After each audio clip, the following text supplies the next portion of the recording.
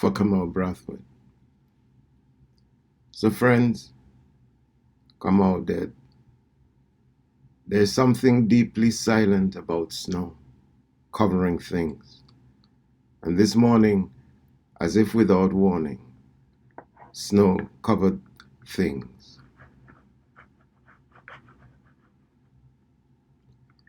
And around the Caribbean, people are studying the portents of the earth.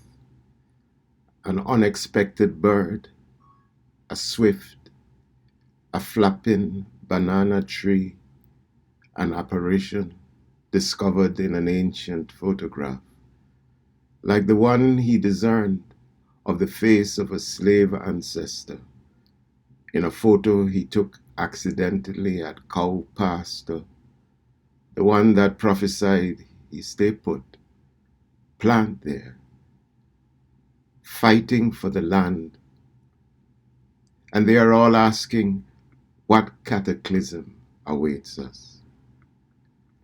And it is not a fancy to say that on days when the liars strut through these halls of power, when Trump's contagion of falsehood and unfeeling seeps through the darkness of dawn, slips over the soft, dusty snow, that this deeper silence of Kamau's passing is a prophecy, a portent of our time.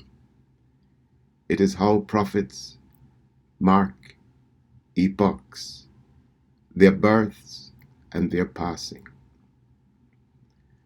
I have stopped to look at the way these lines, my lines move across the page, and I think slowly, ever so slowly. And I think of Kamau at the podium, the patience of his voice, holding us in suspension, waiting for the words to find their thorough fullness, their shape, before he speaks them. I think of how the fragmentation of his sentences scattered over the page are his way of saying, pause, saying, breathe, saying, trust, poet, that these things we say, each moment of syntax, each vowel, each breath fills the world with that roundness of meaning, of feeling. Trust the making silence before sound.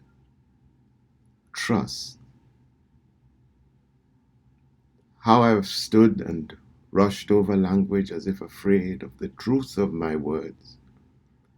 How he would fill the hall with the deep baritone of his silence, his breaths, his speaking, the poems taking shape before us, crackling with rhyme and song. It is no wonder that old Derrick once mocked the language's patient occasion all the time in the world of it, it, it, it, it, it. How he mocked that which one cannot have, cannot believe in, cannot trust, mocked with an envy of soft love and desire, the trier mocking the natural, the one chosen to hum a deep music of our history into the long darkness. It is enough. It is enough, come on. I will not indulge in the binaries of poets gladiating against poets. After all, if bored them and should bore us. And every side was a contradiction of sameness. They were two men wrestling with language and the fear of silence, biding their time with the silences and sounds before the inevitable, this long silence before us now. Still, I say this here, a half joke, easily indulged, fourth formers conjuring nicknames from the sky, easy teasing. In the end, the weight of Negos overshadows the pettiness of a convenient joke. And even the clown knew this well. I have now come around to say that whenever I look at my first poems, all I see are the stumbling steps of one trying to find footing in Kamau's prints.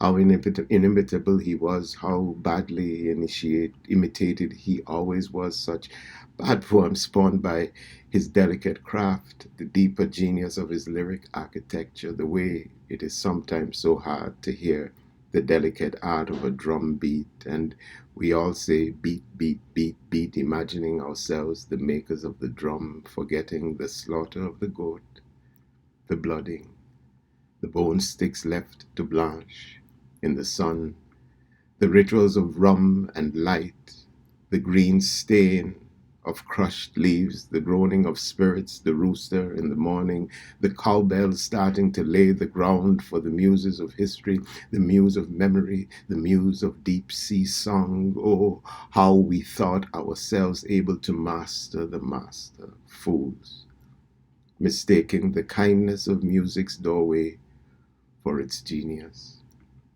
Still, without this sloppy imitating, where would I be? Where would I be today?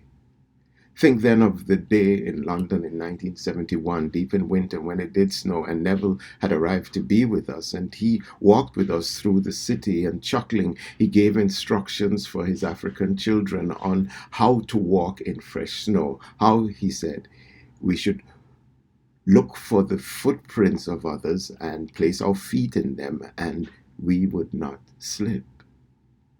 And how, demonstrating this, he did slip, his two legs thrown upwards to the sky, his arms flailing, a vision of the unraveling of a man of deep dignity and poise, something we had never seen before, the vulnerability of involuntary flight, nor had we seen the athletic acrobatics of him righting himself.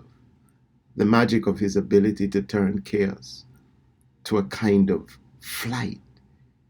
His tan coattails rising, then settling at the planting of his feet, his knees in a squat, before chuckling even more with the bright astonishment of balance, he said, now, step where I step. We did, despite the hint of skepticism for what we had seen. For we knew we could not turn chaos into dance, into flight, and settling into the music of a body remembering the genius of its making, despite the years on him. Though now my poems have found their footing, and my understanding of the art of deep balance, the beauty of patience, the authority of love, Kamau is my marker, my art, my permission, my reggae aesthetic, my ethos, my beginning, and today I cannot even use lament. Instead I say, I look before, hoping the snow will not cover completely the prince, though far ahead his long silences, his long deep silences into the hermitage of his last years, were a kind of lamentation. One he granted us, granted me. Why it is that every time I want to speak a poem, I long to find a music, a song. Walk good, Kamau. Take time. Walk good. Kamau, no words are enough. Nothing is enough. Nothing but these torn and constantly new words gathered here.